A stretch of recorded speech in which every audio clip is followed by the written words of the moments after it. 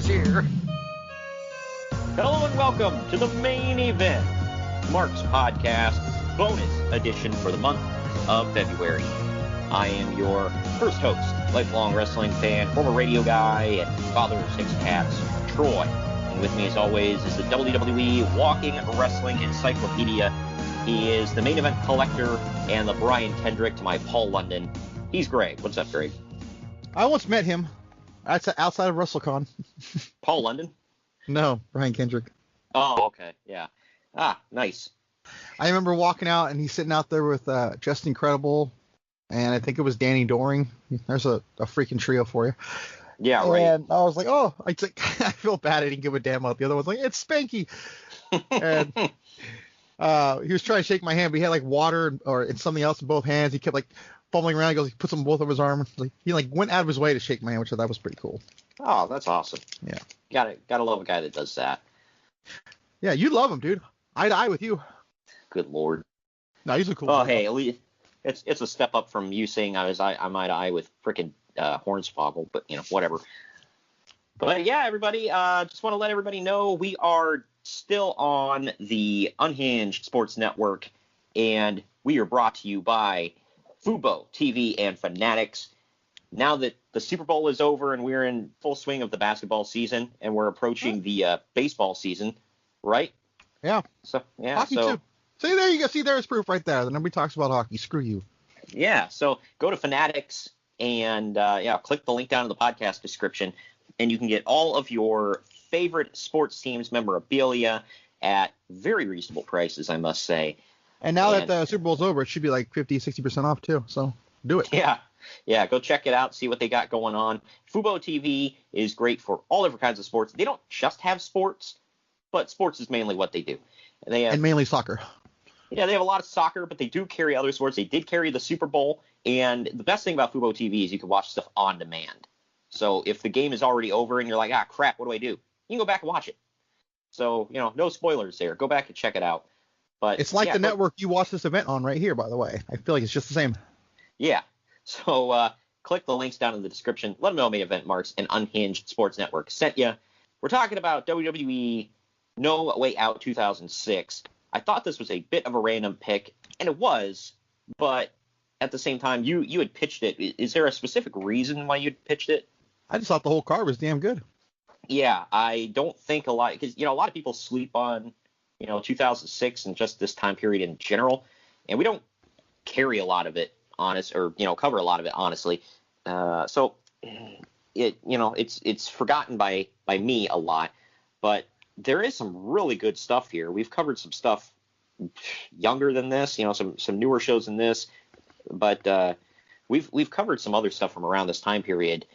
No Way Out is just one of those, I told you about, it's a forgotten pay-per-view in general that a lot of big things have happened on. Yeah. I mean, you can point to, you went straight to 2004, which is, the obvious. Hell yeah. That's, for those that don't remember, Eddie Guerrero won the world title there, or the WWE title, whatever, same thing. And, I mean, there have been a lot of Elimination Chambers at this show. Lots of big stuff have happened at No Way Out cards. And Mick this Foley's one... quote, retirement. Yeah. And this one in particular, featured a lot of great matches, a lot of build-up to WrestleMania 22. And I specifically remember the Undertaker angle build-up that is the focal point of this show. And this was a SmackDown-exclusive, correct? Yes. Yeah, back when they were splitting up the pay-per-views between the two brands. And I also feel like there was a Hall of Famer in every match. Yeah, seemed that way.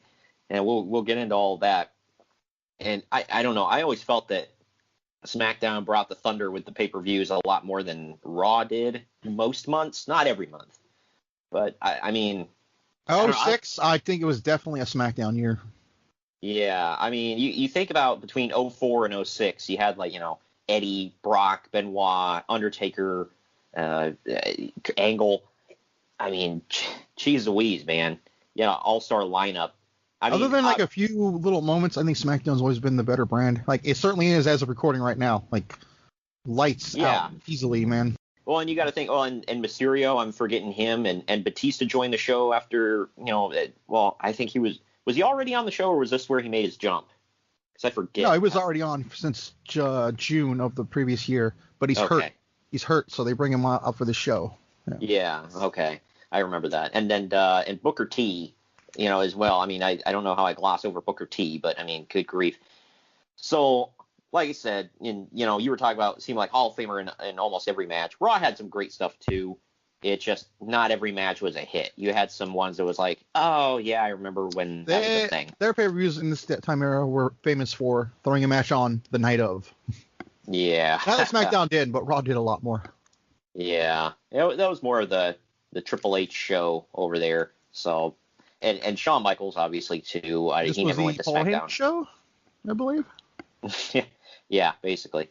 But we'll take our first break, and when we come back, I'll tell you about our great merch store, and we'll get into all the news and notes from the time. There's not a lot, but there's some stuff to get into pre- and post-pay-per-view that I'll see if you remember some of it. We'll be right back. Follow the Main Event Marks at Facebook.com/Main Event Marks Pod, on Twitter at Main Event _Marks, and on Instagram at Main Event _Marks and at Main Event Collector.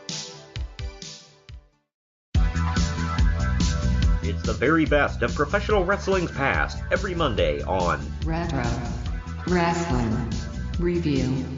I'm your host, Troy, and together we'll hop on my time-traveling wrestling ring and watch along to the greatest matches from yesteryear in the sport of kings. As complex, as controversial, and as brilliant, really, as he is. On Triple R, we'll cover matches from across the world, including American territories, Canada, Mexico, and Japan. Fast action, lots more than that. You'll learn some things, find out about wrestlers and matches you never even knew about, and we'll have some laughs.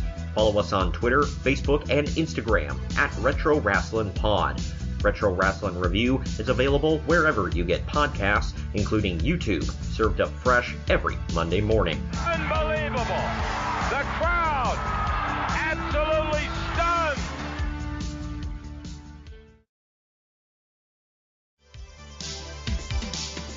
The Main Event Marks are available wherever you get podcasts and on YouTube. Now back to the show. All right, now that we're back. First of all, I want to tell you all, make sure you tune in to unhingedsn.airtime.pro, or you can go to unhingedsn.com. Either one. You can hear us every Wednesday at 8 p.m. Eastern Standard Time. We are live, baby, and we have replays throughout the week. If you follow us on social media, any of them, we frequently talk about, when the replays are. I always put we're on live now. Go check us out. So go ahead and do that. Also, I finally made us a merch store. If you go to redbubble.com/people/main event marks, you'll see our store. We don't have a ton of stuff on there, but the stuff we do have on there. I'm getting a mug when I get my game room set up for sure. Which one? Just the podcast just the logo? Podcast logo. Okay. We do have the Main Event Marks podcast logo, that you can get on a myriad of things. I feel like I selected to put it on anything. You can get our logo. It's in the form of, it says, instead of Main Event Marks, one says Mid-Card Marks. Another one says Opening Match Marks. I have a parody of the NWO logo on there. It says MEM. I got one for Greg that says Walking Wrestling Encyclopedia, and I tried to make it almost like the old shiny WWE logo. Actually, I might have to get that shirt. Yeah, that'd be a good one. And that one doesn't even, obviously it's for the podcast, but it can, if you love wrestling and you know a lot about wrestling, just wear that around. And then if you love Becky Lynch, we got one instead of the man. Oh, I do. Says, good grief. Instead of the man, it says the Mark. So go check that out. You can get that on a hoodie, a t-shirt, a mug, your freaking cell phone case, whatever. So it's on there. Do you have stickers too? We do have stickers. Yeah, I might grab a couple of those actually for sure. Yeah, and pins. We have pins on there, so if you want to pin something on pin ain't easy. Good Lord. Good grief. Hey, that's a major pod thing. You gotta love it. Shout out to Zombie Sailor for anyone who doesn't know him. But yeah, redbubble.com/people/main event marks. But now, on to the news and notes of the time. There was only... who passed away? There's actually no death on this one, so we get out of it this time. we are talking about somebody who has since passed away by, very sad circumstances, but the story isn't about that. So close. Yeah, right. But yeah, so obviously the only game in town in the big time is WWE, but TNA is a thing here, and they're actually like heating up in 2006. I was gonna say this was one of my favorite TNA years. Yeah, for sure. Christian Cage is there, which that's actually our first story. Is at TNA Against All Odds on February 12th. Christian Cage won the NWA World Heavyweight Championship from Jeff Jarrett. Well, of course it was Jeff Jarrett. Who the hell else would lose the title? Yeah. Either Jeff Jarrett's losing it or winning it. Come on. I'm reminded of that segment from WWE where Booker T is like talking trash to Rob Van Dam, and he said, "I'm the 5-time WWE or WCW champion," and he's like, "Man, I can't believe you lost the world title 6 times." Or 5 times. And he was like, "You didn't just say that." Well, he did have 6 world titles, so it wasn't. Yeah. But this was before he became King Booker. But either way, yeah, that was a big moment for me because I love Christian, and Ramon, friend of the show, Ramon, shout out to him, pointed this out to me. He's like, "Yeah, I love Edge and I love Christian, but it's like, can Christian do anything without them? Like, it's like, oh man, look at Edge." Yeah, right. Edge is the star of the two. We know this. It's like not a knock. He is, but it's like, man, like they pointed out, I can't remember what I was listening to, but they pointed out they're like, man, it was so cool and awesome to see Christian come back in the Royal Rumble a couple of weeks ago as this, posting, and they were saying it's like he looked like he never left the ring. He's just like seamless back in there. I think he went to the same place that like Billy Gunn and Dustin Rhodes go to. Yeah, right. Yeah, he found the Lazarus Pit. Right. But yeah, Side note, I mean, I feel like he still has it. I mean, but like you have to like reach a certain level to be like Dustin Rhodes, who at like almost 60 is better than he ever has been. I think Christian is one of those guys. Yeah. Christian could be one I know. So. And I hope Christian hangs around for a while. His post, like his WWE.com exclusive interview afterwards, he was like, "Well, all I ever promise is one more match," and then he walked. And it's like, oh gosh, quit saying that. Throughout like any show you ever listened to, he always said he never was officially retired. So he maintained that. So. Yeah, he like quietly retired. Like I don't even remember him coming out and was like, "Yeah, I'm retired," because it was just like an understanding after a while. He's like, "Well, I can't wrestle." I was like, "Oh. Okay, I had no idea." Dude, if Edge can come back from all that crap, why can't he come back from concussions? And I remember, Daniel Bryan did the same thing. Yeah. And I remember Edge getting like very angry at like, I mean, he wasn't like an a-hole about it, but he kind of like went off on people on social media after Bryan came back, and they were like, "Oh, this means maybe Edge can come back," and he's like, "There's absolutely no way I could ever come back." He said, I think he called it funky neck or weird neck or something like that. He was like, "That can't be fixed. There's no way I can come back ever." And now he's a Royal Rumble winner. I feel like he retired in 2011. So yeah. So he came back 8 years later. I mean, the reason I point that out is because like all the advancements that have been made. Right. Yeah. I mean, it's I'm awesome. not trying to get any political here, but as horrible as this country's been, that's the one thing that still shines is medical advancements. Like that'll never not shine in this country. So, right. There's that. Yep. So I mean, and Christian coming back was awesome. Like I never would have called it. I think I screamed like a little girl seeing Justin Timberlake for the first time. Yeah, because I was sitting watching with a friend, and I heard the first couple beats of his song, and I was like, it didn't hit me at first. I was like, what theme is that? And then I see Christian, I'm like, whoa! I literally yelled, whoa! And I stood up because I was like, holy crap! And going back to the title thing, like I pointed out to Ramon, I said the one that sticks out the most to me is when he won the World Heavyweight title. The headline was, what an emotional moment for Edge seeing his best friend win the world title. Right. I'm like, what the hell, man? Oh, and Christian's champion, by the way. Yeah. You telling me it meant more like only Christian when he won via kicking Orton in the balls? Can I say balls? Orton kicked him. Oh, that's right. Sorry, yeah. Orton kicked him in the balls, yeah. Yeah, so there's the NWA title, by the way, though. A figure of that match is coming out. So. Oh, yeah. Oh, is that the one? I can't remember the name of the figure line. It's the Fan Takeover line. Yeah, that's on Amazon. So. Yeah, I want that figure. I'm gonna have to buy it. I have a basic of him, and I have the TNA figure of him. You know what ticks me off real quick, not to get off topic, but fans had the choice to vote, and they did not vote the WrestleMania 20, which he was wearing those white tights, which I thought were just sweet as hell. I'm like, man, you guys messed up on this one. But whatever. Yeah, they probably wanted an updated attire. Yeah. Well, they wanted the big gold belt, which you can get anywhere. Right. Well, the one that I have for the TNA is where he's in the white tights with the gold and black trim. That's when he won the title. Yeah. So, and he's got his entrance jacket and pants. So that was awesome. That's my favorite part. And it fits the Mattel version of it too. So I can put it on both. Yes, it was before Jax messed up the entire line. Yeah, right. Yeah. So, but yeah, multi-time NWA champion. Wait, was he 2-time? I think. 2-time, I think. Yeah. Yeah. So he had great matches with Sting, Kurt Angle.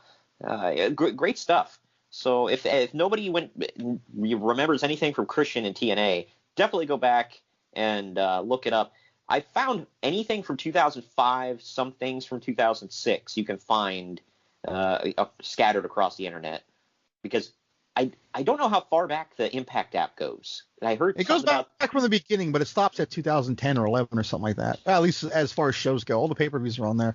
As far as weekly shows, I think it stops midway through Spike's run. Oh, okay. Yeah, and then it picks up. Sorry, with the current Access TV run. So, yeah. That makes sense.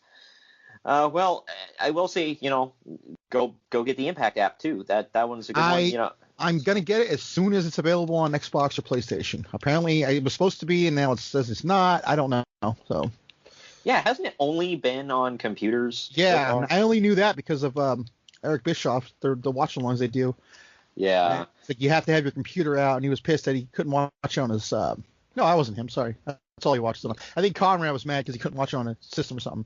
He has to bring out the computer to watch. So. Well, yeah, Bischoff was complaining about it too, because he said, like, when they review a show, he said, well, I can't pull it up on my TV, because he usually just pops up the WWE network. That's what it was. Yeah. Yeah. Okay. So it's not on a smart TV, which is just as bad. Right. Yeah. There's no. It's a computer app, and that's it, which blows my mind. But regardless. Seeing as computer is one of the last things people use to watch stuff now. Yeah. It's yeah. Right. That used to be groundbreaking like 10 years ago. Now it's like, wait, it doesn't play on my watch? Yeah, right. Well, keeping up with the TNA stuff here, a couple more stories. Regarding the Bill Goldberg to TNA rumor, while no deal has been signed, the two sides are hopeful. That's like, I feel like every year TNA was in existence, that was a thing. I know. I remember, like, people were, like, indignant when he had come out and needed an interview one time. They were like, well, would you ever consider going to TNA? Because it was starting to heat up, and I think Angle just went there or something. And he said, well, it depends on if Spike TV is willing to pay me. And they were like, how dare you? Yeah, it's not Spike. It's like, actually, it was. Spike TV. Chops made a career off making sure everyone knows that TNA did not pay any of those guys. Yeah, no, Spike TV funded, if not 100%, they funded a lot of Hulk Hogan and Eric Bischoff's deal. And I don't think it was Spike TV. I think it was Viacom as a whole. Yeah, and Sting as well. He said Sting's deal was at least in part on Spike as well, or like you said, Viacom. Yeah, that sweet con money. But moving on, last TNA story here. Here's a name from the past. You probably were like, whoa. On February 12th, Apollo called TNA and claimed that his flight from Puerto Rico to Orlando to work the Against All Odds pay-per-view had been canceled. TNA management checked the flight schedules and learned that his flight had not been canceled. Had Apollo worked the Against All Odds show, the plan was for him to be pinned and LAX members to turn on him. Apollo is now gone from TNA and removed from their website. I'm completely blanking on Apollo here. You'd probably have to Google him. First thing I think about obviously is Cruz. So. Yeah, right. Yeah, he spelled it with one L. I want to say, if I remember correctly, he kind of looked like Sonny Siaki, but smaller. Okay, I got it. Yep, now I remember. Yeah. So, yeah, he was there for a heartbeat. He did his own thing, his babyface. Then he turned heel, joined LAX, and yeah, Do you remember the revolving door of LAX members for a while? I do. They had Machete, and I don't know why I go right to that, but he was like one of the forgotten ones. Yeah, to me, the real LAX will always be Homicide Hernandez and Conan as a manager. I will go to my grave saying that. Right. And I remember they had Hector Guerrero for a little while. He was their LAX commentator. Right. I like how they had their own special entrance next to the Spanish announce table. I love that. That was a nice touch. Yeah, that was really good. And I dug LAX. I was a fan of theirs. I liked Hernandez. I mean, you listen to podcasts now, and it's kind of like the Matt Morgan thing, where it's like, why didn't they do anything with him? And like Bruce Pritchard and Eric Bischoff always say, well, he was missing something. Like, what? What was he missing? Maybe mic skills? Yeah, I don't know. Because when he did the Supermax thing, like, some people rolled their eyes, but it's like, I don't know. I thought it was cool. I don't know. I was a fan. I still am. I still like him. He looks like a hardcore cholo now. Which is funny because he struggled to speak Spanish his whole life. Yeah, I know. It's like he's of Mexican descent, but he was like born and raised in Texas. And what wasn't he in the military, or was his dad in the military? I forget, but yeah. So he has military ties. He doesn't speak Spanish. It's like, I think he had to teach himself how to say certain things in Spanish. But yeah, now he wears like the mechanics shirt. He has the Fu Manchu, wears the sunglasses around. It's hilarious. And the khaki shorts down to his calves. Yep. He still looks amazing, though. I'll say that. But yeah, that's whenever I say it on the show, the real LAX, that's what I refer to. Homicide Hernandez, Conan. Yeah. Sorry, no disrespect to anyone else, but they are not LAX. Sorry, Santana Ortiz, who I love, by the way. Don't get me wrong, but they are not LAX. Yeah. Well, Conan still refers to them as LAX, actually. And when somebody, like on his podcast, when somebody brings him up, he'll call them LAX. And it's like, at least call them LAXB. Well, remember they changed their names. They were LAX, and then they brought back Homicide Hernandez for a little while. What were they called? I don't know. What are they called now? Pride and Powerful? Is that what? Santana and Ortiz. Yeah, there for a while they were teasing that they were calling themselves Proud and Powerful or something like that. Okay, but yeah. Okay. Now they're just Santana and Ortiz. They've never officially went with that name, but.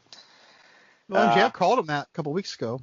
Oh, really? Yeah, so I don't know. I'm lost. Yeah.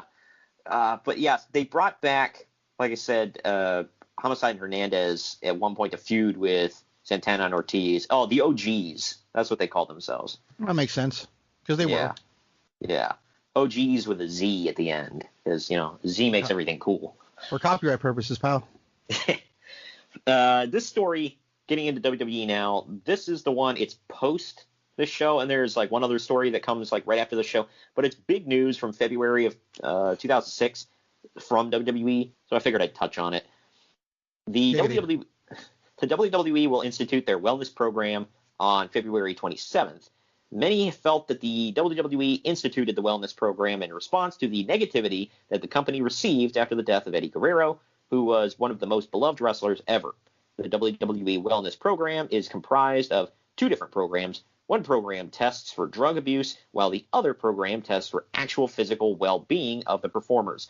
The WWE Wellness Program prohibits wrestlers from abusing prescription drugs and performance-enhancing drugs. This one has been the cause of like a lot of arguments throughout history. Ever since they instituted it. So it's telling that people would argue this, by the way. Yeah. Well, the thing is, because people would say, well, I have a prescription for whatever. And WWE says, well, we don't care. We don't want that in your system. So I know Chris Jericho argued that at one point. I think his was, didn't he have like an elevated level of testosterone or something like that? I know a couple people. That. Yeah, I know a couple people. They were like, well, you have elevated levels of testosterone. They said, yes, I'm taking medication for it. They were like, well, we still have to suspend you. So you don't want elevated testosterone. Yeah, right. I know, and it is an issue with some guys. So, I mean, some women have had it too. I mean, there's an Olympic, I think she's a runner, something like that. that she keeps getting flagged for elevated levels of testosterone, and I guess it's a legit medical condition. But yeah, I mean, I'm gonna say, I mean, even people that full on support this, like, oh, we gotta stick together, all the wrestlers, the boys, even they're like, yeah, just because they say, well, I have a prescription doesn't mean you can trust them, We gotta stick together. What's that, like a drug thing? We gotta stick together so we can do our illegal stuff. Well, it's always one, like Jim Cornette always defends, every wrestler and all this other crap, and it's like, oh, well, it's just wrestling. But I mean, he even comes out, he's like, you can never believe the boys. They'll BS you until the day they die. So I don't know. This can't be considered bad in any way, shape, or form. That's all I've got to say. I remember it literally saved MVP's life. They were doing a test on him. It was actually here at the show I went to, the Great American Bash 07. And they found out he had like a huge same thing Urban Meyer had. What was that called? About the heartbeat? Unusual heart rate or beat or something like that. Irregular heartbeat. Oh, okay. And it was like off the chart bad for him. So. Wow. Yeah, I remember you telling me about that. Yeah. And I remember because the match got pulled that day. I was like, what the hell? Oh, wow. Yeah, and a lot of guys and women got popped around this time. I remember, them cracking down, and I mean, I'm sure you remember the days of it's like, well, we've got like 5 to 10 wrestlers getting suspended, for drug use. And when one of them is Orton and Kurt Angle, it's legit. Right, yeah. Angle got popped multiple times for, abusing prescriptions and whatnot. So, that just goes to show you, just because you have a prescription doesn't mean it's okay. And the guys, from what I heard, guys freely share those around in the locker room. It's like, hey, I got some pain. Who's got some, painkillers? And it's like, oh, yeah, get in my bag.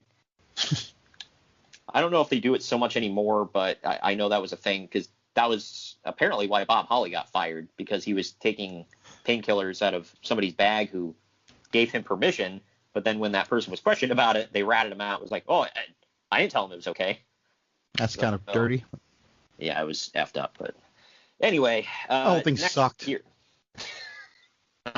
Wow. You got to say it right, Greg. Well, he sucked. There you go. All right. This story is the one I talk about. The person has since passed. So this story is more of, injury news. 2005 Raw Diva Search winner Ashley Massaro suffered a broken leg after taking a bump out of the ring during the Diva Battle Royal on Raw to determine the number one contender for the WWE Women's title. Ashley, who suffered a fractured left fibula, is expected to be out of action for at least the next 2 to 3 months. She will not require surgery for the injury. I don't think that messed up any plans. You're running out of stuff, aren't you? I mean, I wanted to cover, some injury news, but whatever. But either way, moving on, something we can actually maybe talk about here. WWE will likely, it was not confirmed at this point of the show happening, WWE will likely confirm the plans for a second ECW One Night Stand pay-per-view soon. This year's show will take place on June 11th in New York City, New York, at the Hammerstein Ballroom. This is the arena from last year. Tickets will supposedly go on sale April 15th. I remember ordering that pay-per-view. Right. No, that's ECW tickets on sale day. Wow. Okay. That's just as bad as tax day. Either way, it's a giant catastrophe. Good grief. I actually, I think this was the 4th pay-per-view I ever ordered, because I remember I ordered WrestleMania 20, 21, 22, and then I got One Night Stand 2, because I heard good things about the first one, so I wanted to see the second one. What did you think of the second One Night Stand? Do you remember? It wasn't as good as the first, but it was decent. Yeah, I remember there had to be a couple of substitutions. I want to say there was a big substitution in there somewhere that I'm blanking on. I know Ray faced was that the one where Ray faced Sabu? Yeah. Okay. The last couple stories here involve the Hall of Fame. Bret the Hitman Hart was announced for the first class of 2006 WWE Hall of Fame inductee, according to Dave Meltzer, Uncle Dave.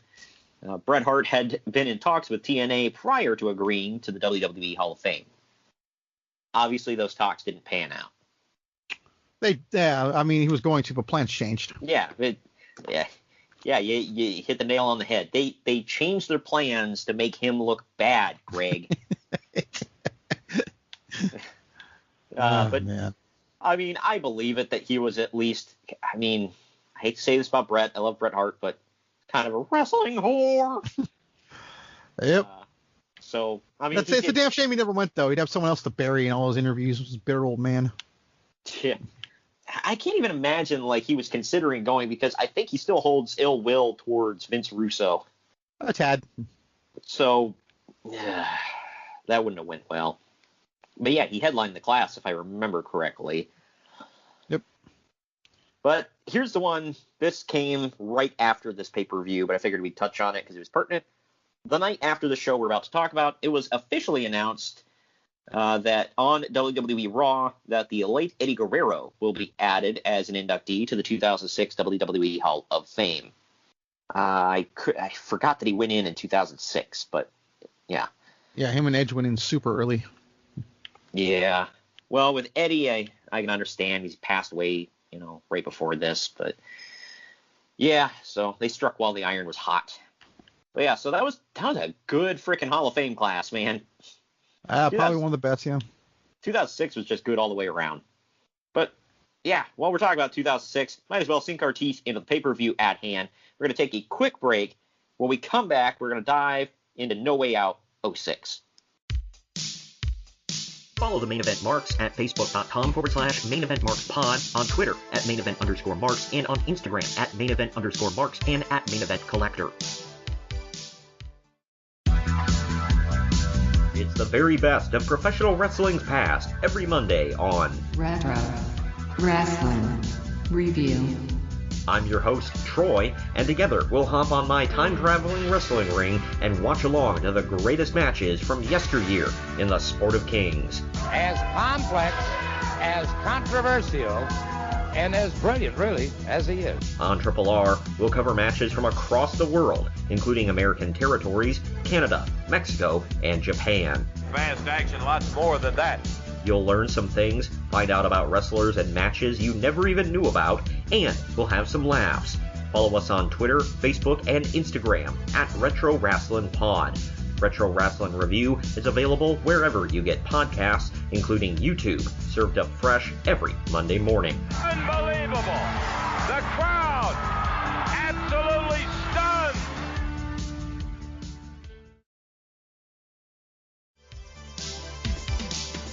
The Main Event Marks are available wherever you get podcasts and on YouTube. Now back to the show. All right, we are now back. And before we dive into the event at hand, just want to say make sure that you tune in to unhingedsn.com to hear us live every Wednesday at 8 p.m. Eastern Time. That's when the fresh, brand new show goes up there. And if you're not listening to us, or if you are listening to us right now on unhingedsn.com, then check us out on all the podcast feeds. You can see all the bonus content that doesn't play on Freaking bonus. And as always, go to redbubble.com/people/main event marks, and you can check out all the great merch that we have up there. It's some select few, designs that you can get on a myriad of swag. So go check that out. All right, WWE No Way Out. People hate my swag, man.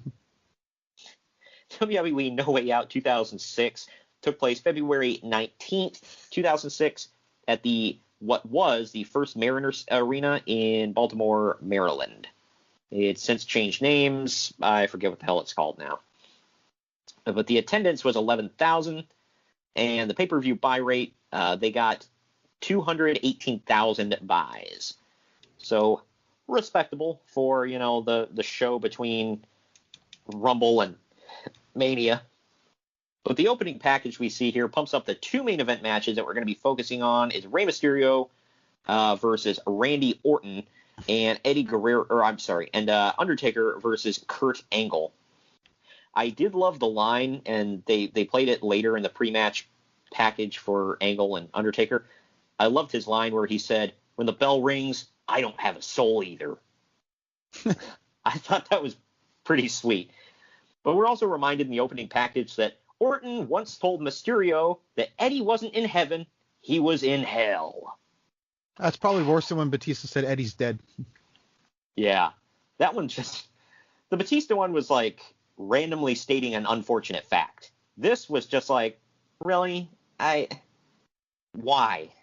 But anyway, getting into the first match here, it's Gregory Helms defending the Cruiserweight title against Scotty 2 Hotty, Paul London, Brian Kendrick, Funaki, Super Crazy, Psychosis, Nunzio, and Kid Cash. It is the Cruiserweight Open, which means first fall to a finish, and it went for 9 minutes and 42 seconds. First of all, I do have to point out that, yes, Super Crazy and Psychosis did drive lawnmowers out to the ring. So, waving little Mexican flags, if I remember correctly. And yes, the lawnmowers or the tractors, whatever, were called Juan Deere. Yeah, you got to avoid that trademark copyright infringement. Yeah. I don't have much to say about that. It should have said Juan Moose. What the hell? They don't have moose in Mexico. Sure they do. No, that's Mexico North, a.k.a. Canada. Wow. Man. That's just Scott Snyder Alaska, called it. west, east, whatever. Yeah. I don't know how the directions work. Anyway, I did say I was thinking that this was going to be a huge cluster F, but it was actually played out really well. I really enjoyed this. I love this match. Yeah. Because when I went in, I was like, my gosh, all these guys, it's just going to be just a car wreck. But no, it was really good.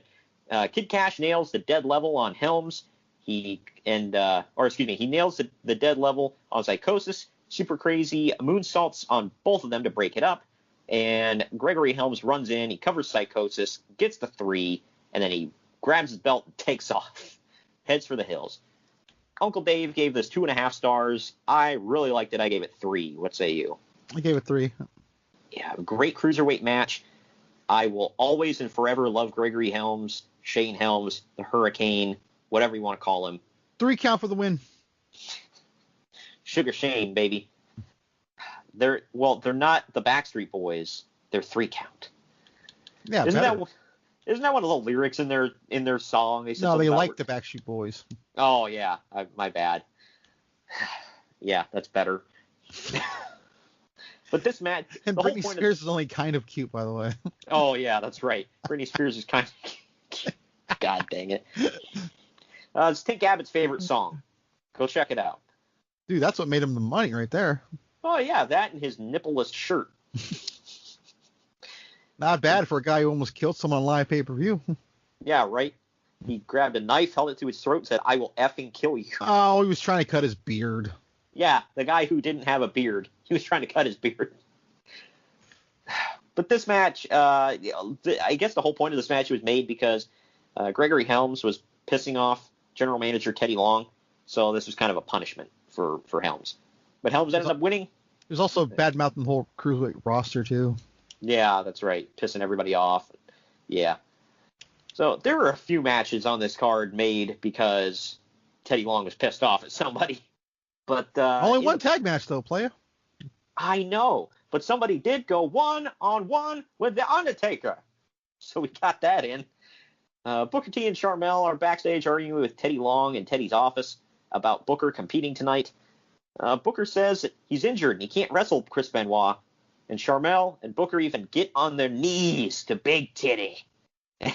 And Teddy finally tells Booker that if he doesn't wrestle Benoit tonight, he forfeits the U.S. title. And then he storms out of his own office. I love that part.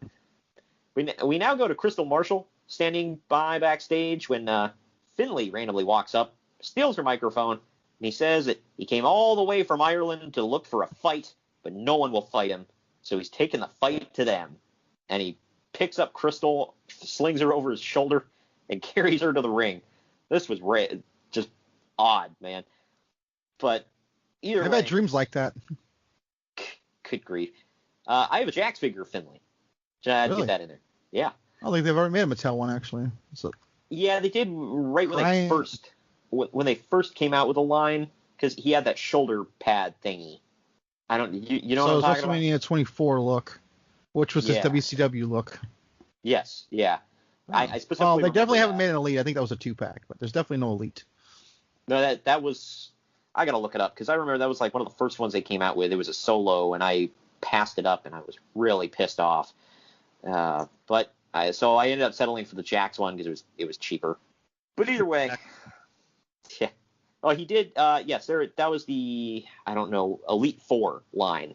He's in the. I don't think jacket Elites back then counted though because they were just the only ones they had, I believe. So. Yeah, he didn't have. Probably not a true Elite. Yeah, he was like a basic, but they called it an Elite, and his hip swiveled, Greg, and he came with his entrance gear. Well, does that make me an Elite? Yes, I don't know. He did come in a 2-pack with Hornswoggle, so there's that one. But anyway, getting back into this here, he carries Crystal to the ring, flops her down, and then Bobby Lashley runs out to save his future baby mama. These guys beat each other up for a while until Finlay knees him in the groin, and then he beats him down. JBL's limo pulls up, and JBL rushes to the ring. And I love how Michael Cole acts like, oh, he's coming to help him out. Like, yeah, I'm sure that's what JBL is thinking. Oh, I'm going to come help him out. Like, by the time JBL gets in the ring, however, Lashley's back up and he belly-to-bellies Finlay out of the ring. So it's fair and square now, I guess, kind of.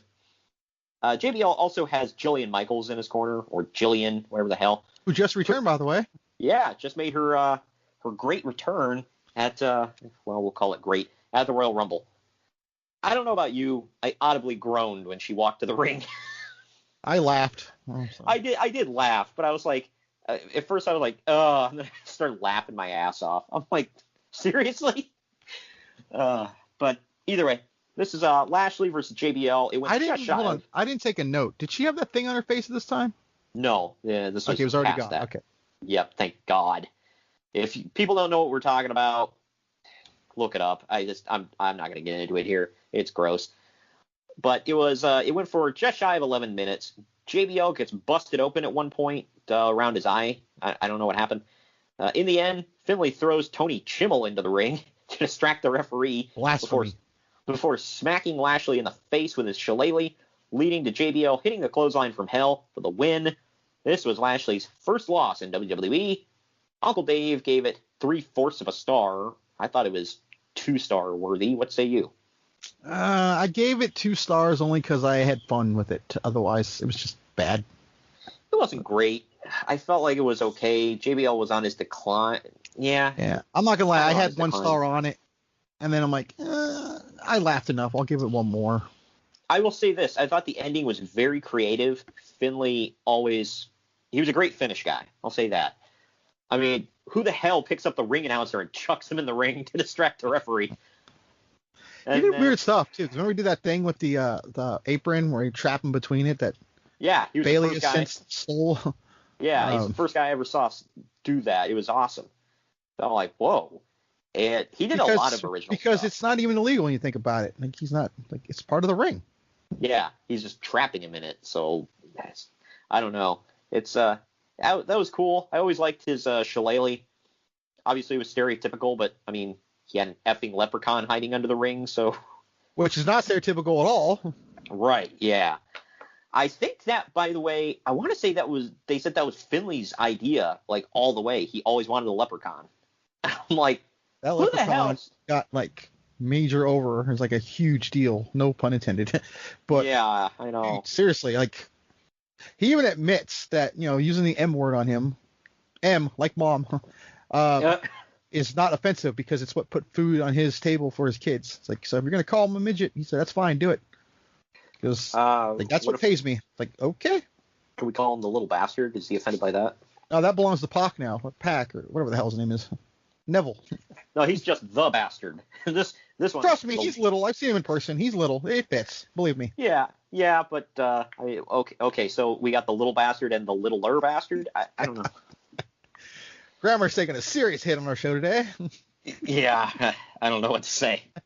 But either way, Tony Chimmel now announces tonight's special guest, Batista.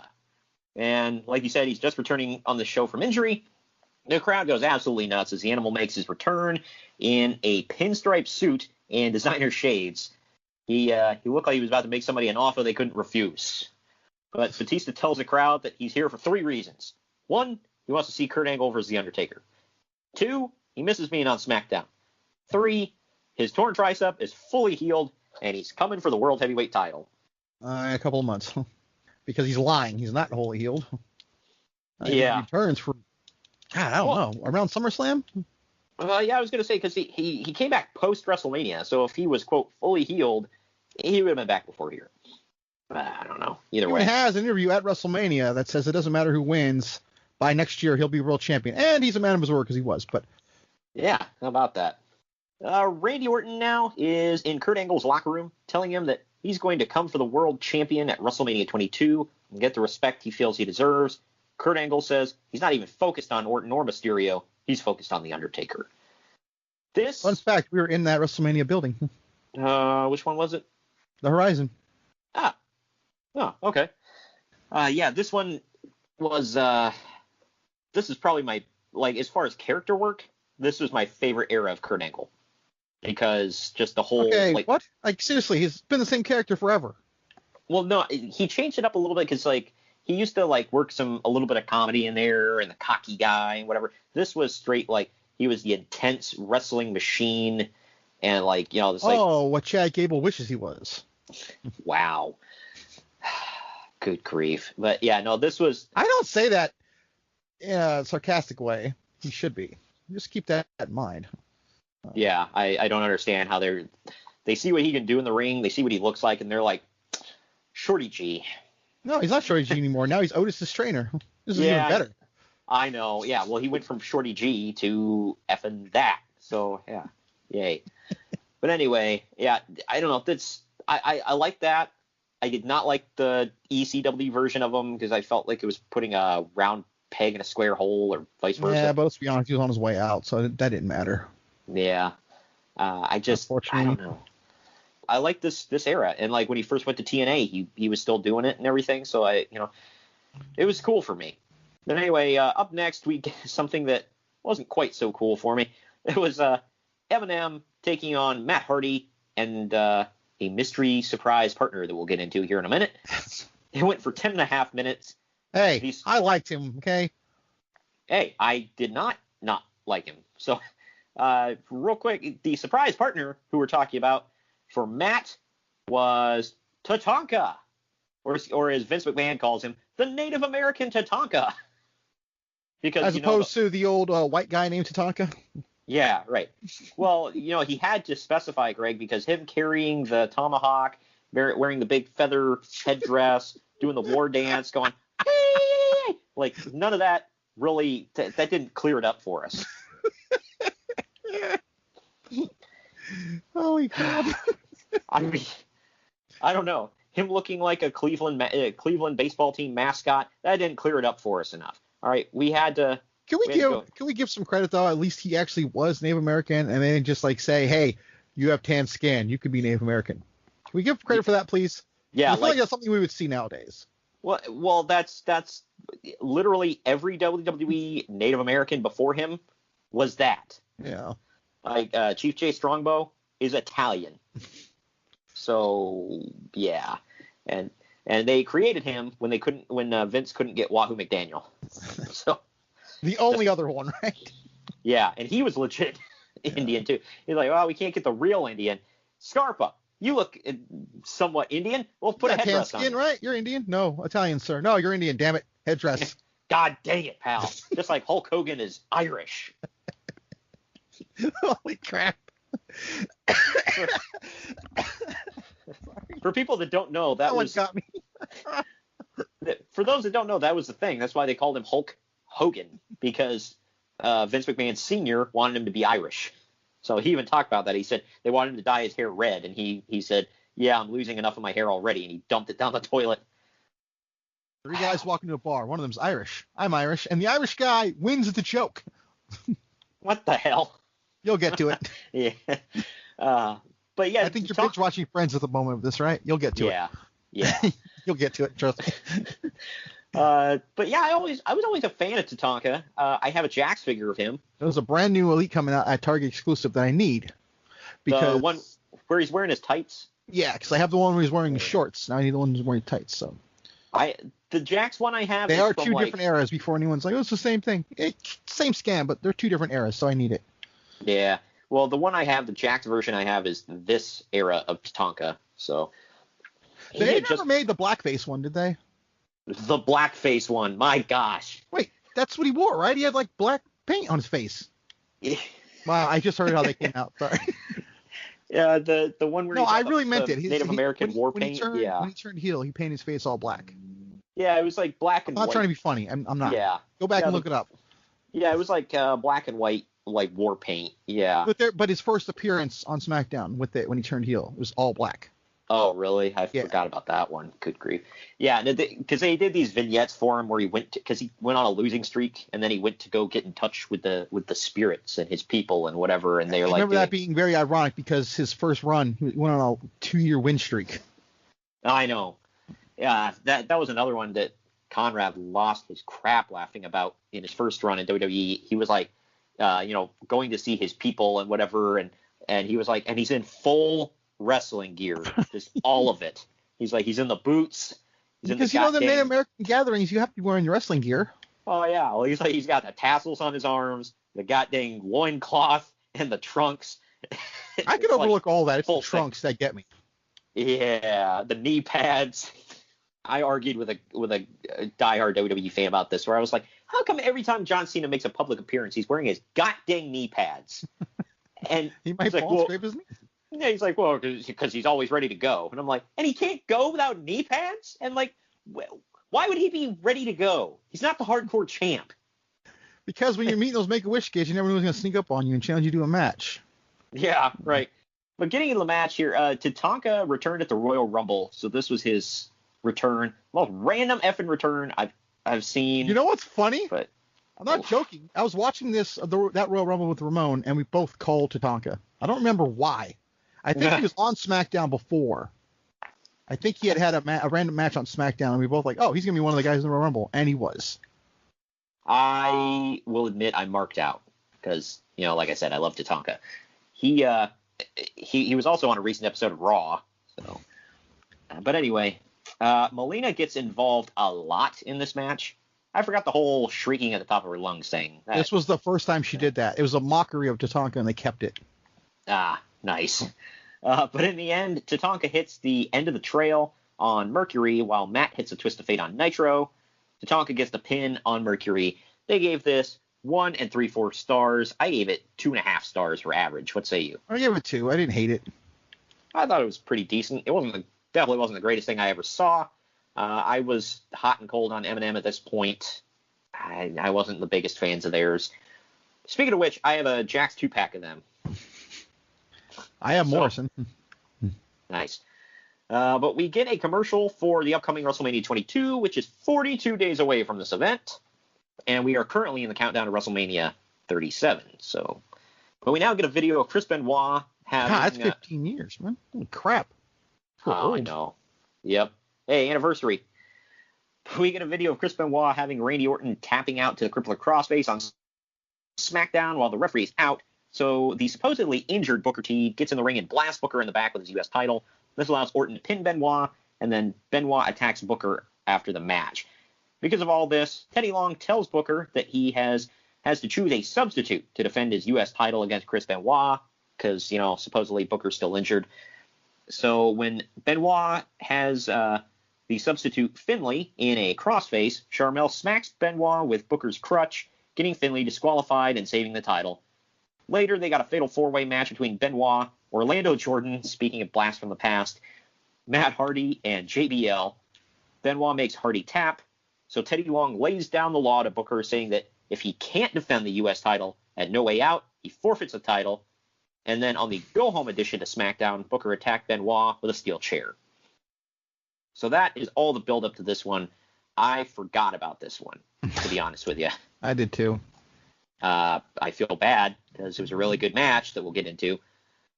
But to start the whole thing, I was like, wait a minute, what? Because Booker comes out and he grabs a mic and he says that this match will not happen because he isn't healthy. So Teddy Long struts out to confront him, doing his George Jefferson walk. Literally struts out. Yeah. Booker says that he's going to forfeit the United States Championship, and Benoit looks angry.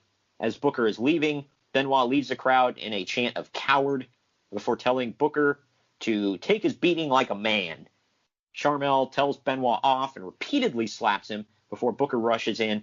He jumps Benoit from behind, and now we start the match. It's Booker T with Sharmell defending the U.S. title against Chris Benoit.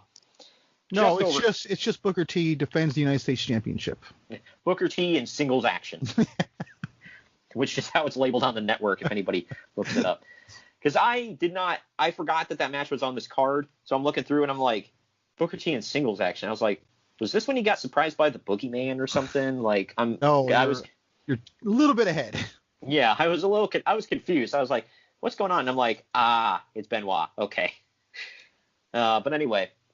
Yeah, like I said, it goes just over 18 minutes. In the end, Sharmell gets on the apron, and Benoit gets shoved into the ropes, knocking her off of the apron. Benoit then locks in the sharpshooter, and he turns it into a crippled crossface for the submission victory. Uncle Dave gave this 3 1/4 stars. I gave it 3.5 stars. What say you? I gave it 3. Really like this one. I thought this was really good. I thought it started off kind of slow and picked up as it went on. But damn, this was a good match, man. And this was the second match on the card I've given 3+ stars to. So and there's more good matches still to come with big name talent. So, buckle in, people. Backstage, Benoit is celebrating, and Rey Mysterio jumps into a hug. All the baby faces line up to hug him and shake his hand. Chavo Guerrero and Eddie and Vicky Guerrero are back there, and they hug him. Benoit cries before giving Rey a pep talk, telling him to beat Randy Orton for Eddie. Rey then gives a big hug to Vicky, and he walks off. And now the highlights of the Mysterio and Orton feud. As we remember, Rey Mysterio won the Royal Rumble. Orton then challenged Rey for his main event match at WrestleMania, telling Rey that he needs to quit looking up to the heavens because Eddie is, quote, down there in hell. Yeah. That's a hell of a way to goad somebody into a title match, man. Or a match for a title, you know what I mean. Either way, Orton beat Rey in a match on SmackDown, and then the next week, Rey beat Orton up. So if he already beat him, was that a match to get the match? Like, I don't know. Yes. Okay then. Yeah. We'll go with that. But either way, we got Randy Orton versus Rey Mysterio. Winner gets a world title match at WrestleMania 22. Opportunity. Yeah. They kept saying winner gets the main event of WrestleMania 22. Spoiler, they did not get the main event of WrestleMania 22. It was like the mid-card match. But it went for 17.5 minutes. Orton gets busted open between the eyes at one point. In the end, Rey misses a 619. Orton rolls him up the dreaded roll-up. And he holds the ropes for the advantage to beat Mysterio.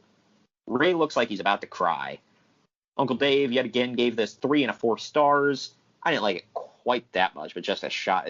I just gave it an even 3. What say you? I gave it 3. I remember watching this feeling like I knew who the winner was going to be, though.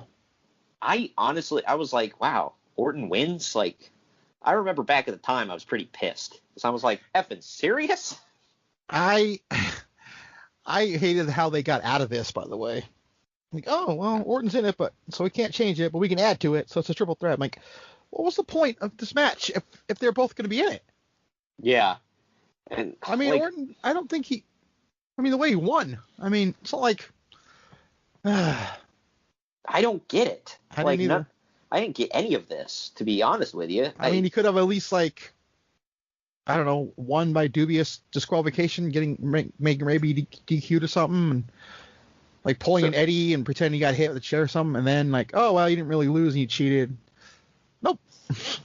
Well, why did they add Mysterio back? They just did. Like, Teddy Long came out and said, well, I'm sorry, you didn't win, so you're not going to get a one-on-one match. It's like, he's like, I can add to it, so now it's a triple threat. That's literally how it went. Good grief. He won at Mania, didn't he? Yeah. Yeah, that's what I thought. That was a cool match, cool entrance and everything, but it's like, did they think that, like, there wasn't enough star power? I I don't know, because I don't like saying this, but come on, we all know why. I mean, same reason that AEW thinks John Silver is going to be a huge star. Come on, you can't do that. It's not. Yeah. You were Brody Lee's friend, so you're going to be huge. Oh, Eddie just passed, so Ray needs a headline. Like that's a sad reason to do something. Yeah, and I do agree with that, but at the same time, if their whole excuse for making this a triple threat was, well, we need more star power, that's a pretty weak excuse, because I mean, it's like we saw what Ray Orton's not big enough star. Well, no, I mean, like if they thought the one-on-one between Ray and Kurt needed Orton, you know what I mean? Well, but after this pay-per-view, going off of your logic, it means more star power. Ray is the more star power because it's no longer him. Yeah. Well, I'm just talking about, like, I'm sure they booked it originally. They were like, oh, it's going to be Ray and Kurt, and they're like, this match needs something, so let's do it so that Orton can. Yeah, because those two have never put on a 5-star match together. Well, that was what I was working up to. Is like, it's like, did they completely forget about the opening match of SummerSlam 02? I mean, like, one for of God's the greatest wrestling matches in history. Yeah, like, I mean, that's possibly tied for like greatest opening match of any show ever.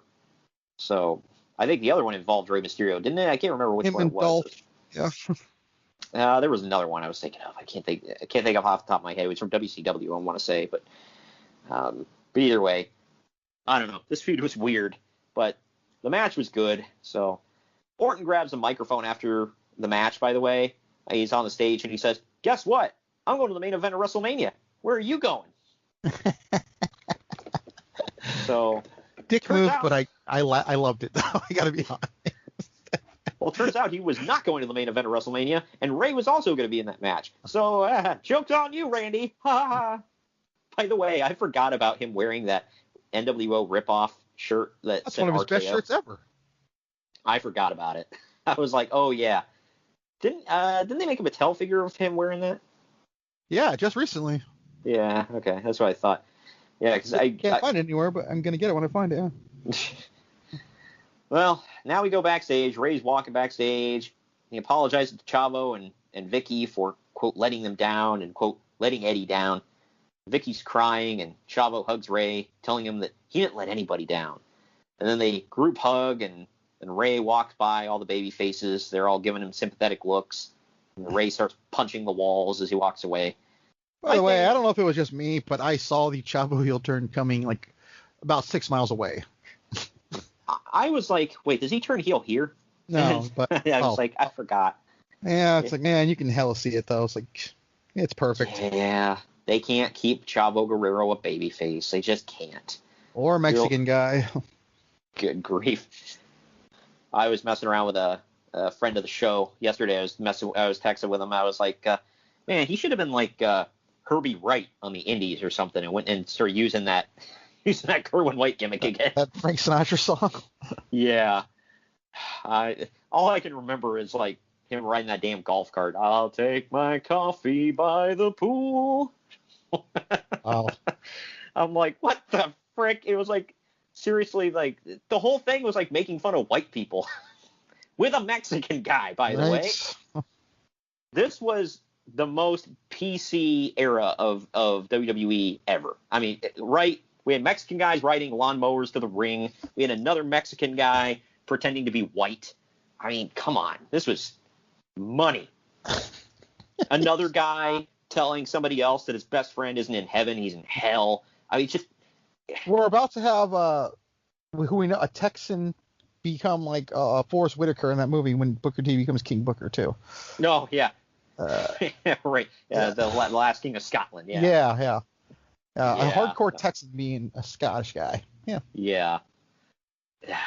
Man, whatever. It was just weird. And then John Cena gets beat up by a genie. So there you go. A genie? What the frick? Well, that's what he calls Sabu when he's on Jay Leno one night. Oh, He comes on Jay Leno after the match, and Jay Leno's like, how'd you get the black guy? He goes, I got beat up by a genie. It was Sabu. Holy hell. Well, we're going to take our second to last break here real quick. Well, when we come back, we'll get into all the lead up to the main event. And the main event itself, I didn't take a whole lot of notes on it because, well, you'll see why. But we'll be right back after this. Follow the Main Event Marks at facebook.com/Main Event Marks Pod, on Twitter at Main Event _Marks, and on Instagram at Main Event _Marks and at Main Event Collector. It's the very best of professional wrestling's past every Monday on Retro Wrestling Review.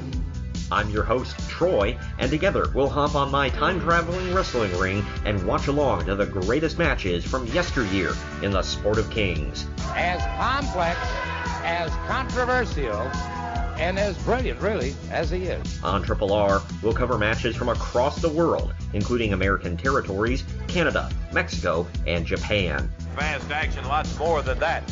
You'll learn some things, find out about wrestlers and matches you never even knew about, and we'll have some laughs. Follow us on Twitter, Facebook, and Instagram at Retro Wrestling Pod. Retro Wrestling Review is available wherever you get podcasts, including YouTube, served up fresh every Monday morning. Unbelievable! The crowd absolutely stunned!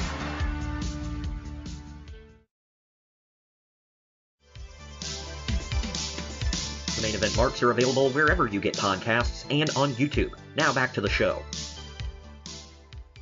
All right, we're back, and it's main event time here. We get footage showing that there was a 20-man battle royal on SmackDown for the vacant World Heavyweight title. Kurt Angle debuted on SmackDown, jumping from Raw, and he wins the title, while red, white, and blue confetti rains down.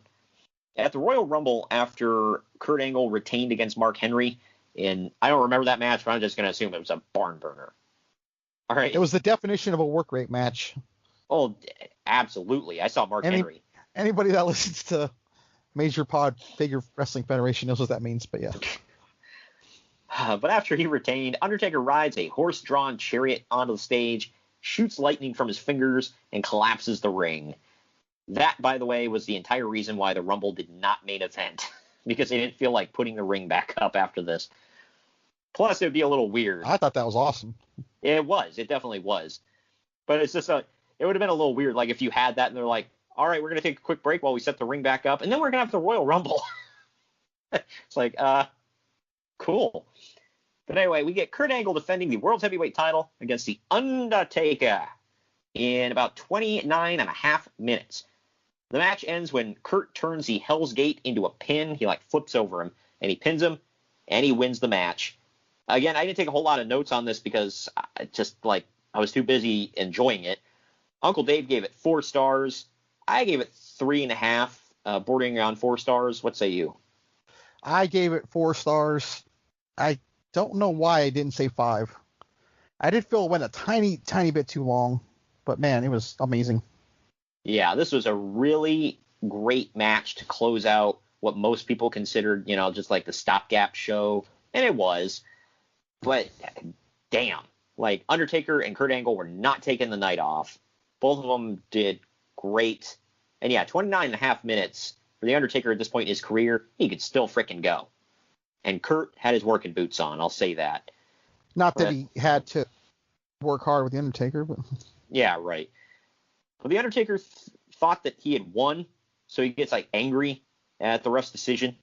After the match, he helps Kurt to his feet. He looks like they're going to shake hands, but then he shoves him into the corner, and he gets in his face. He says, I got your number. And then that's the end. I don't know if he did.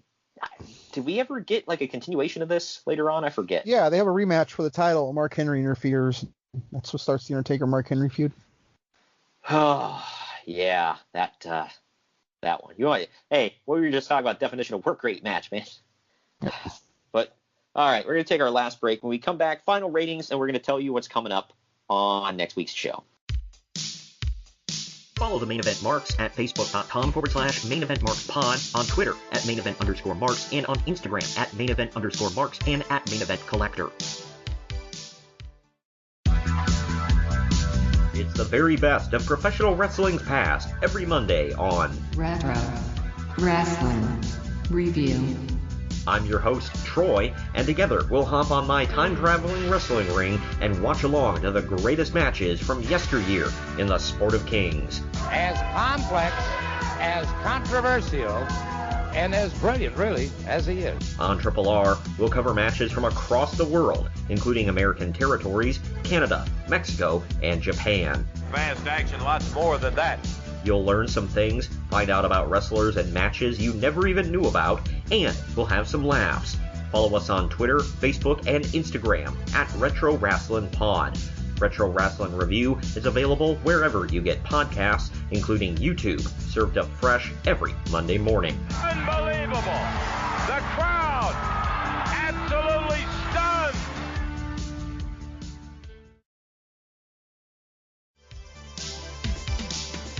The main event marks are available wherever you get podcasts and on YouTube. Now back to the show. All right, we're back. Final ratings time, everybody. Internet Movie Database gave this show 7.2 out of 10. CageMatch.net gave it 7.39 out of 10. I actually gave it 8 out of 10. I really like this show. What say you? I gave it a B+. I think I'm right there with you. Yeah, this This was one of the 8. better pay-per-views of 2006, I believe. Yeah, just like top to bottom, not every match was like, holy crap, it blew the roof off. But when more than half of your matches are amazing, like not even just good, but amazing, then you're doing something right, all right? And this wasn't even Mania. They were warming up for Mania. Keep that in mind. So really damn good show. I enjoyed it. And thank you for suggesting it, by the way. Yeah, when you said February, what could we do for February? It was a no-brainer for me. Yeah, got to get in a No Way Out or two. But next week, we are closing out the month of February. We are going with TNA Against All Odds 2005. That is dropping on February 24th. This is our first TNA show of the year. We're going all the way back to 2005. And I know you suggested this show because you really like this one. I don't remember much about it. So I'm looking forward to watching it again. I'm sure I've seen it in the past. I just don't remember it. So that's a good one. And then going to March, I'm not going to talk about what we're going to cover per se, but leading up to WrestleMania, we're going to cover quite a few WrestleManias. So just keep that in mind. And we've got more TNA for you next month. So if you like next week's show, TNA Against All Odds 05, then you'll like our bonus show coming up in March. And just real quick before we sign off here, we're sponsored by Fubo TV and Fanatics. Links are in the description down below the podcast description. If you're a real sports fan, you're going to want to click on them links, check out what we're talking about. And don't forget, if you're not listening to us on Unhinged Sports Network, we're live every Wednesday at 8 p.m. on unhingedsn.com or unhingedsn.airtime.pro. And, of course, we drop every Wednesday on the podcast feeds. Thank you for joining me today, Greg. Mm-hmm. And we will see you next Wednesday with TNA Against All Odds.